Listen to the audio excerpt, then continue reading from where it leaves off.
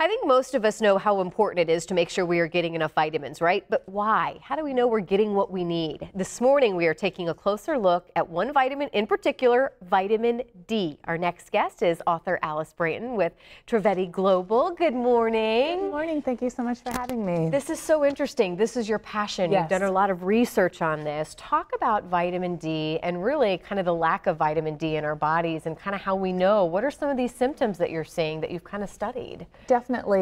Really, for me, our health is our only true wealth. And in order to have that, we have to have the fundamentals of our health taken care of. And vitamin D is so important, more important than all the other vitamins in what I have found, because it makes everything work.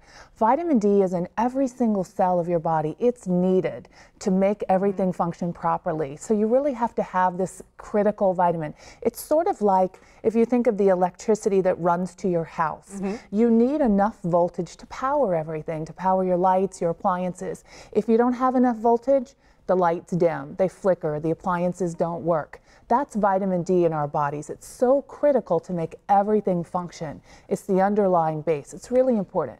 So what are some symptoms if we're not getting enough? How do we know if it's not to the level that it needs to be? Well, definitely you can see some indirect ways. You can see it in your immunity. You know, if vitamin D is not enough, you're going to have poor immunity. Maybe you're picking up every cold, every virus is out there, all the way to the extreme of autoimmunity, lack of energy, bone pain.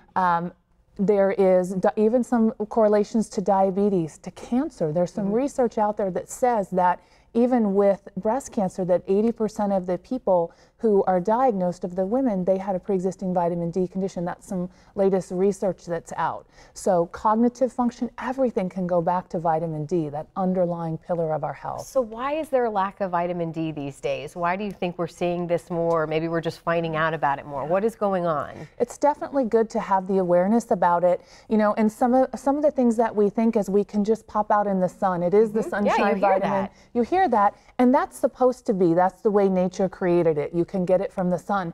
But something's happening in the world today. There's research out there that 75% of Americans are vitamin D deficient. A study done in the Gulf states, 100% of the people vitamin D deficient. China, Japan, and even most recently the Vitamin D Council, they released a study that showed that 95% of women in India who are in the rural villages, who spend their days outside, they're deficient. So it doesn't matter age, ethnicity, or geographical location. We're somehow losing this ability for our body to really convert the vitamin D that we need.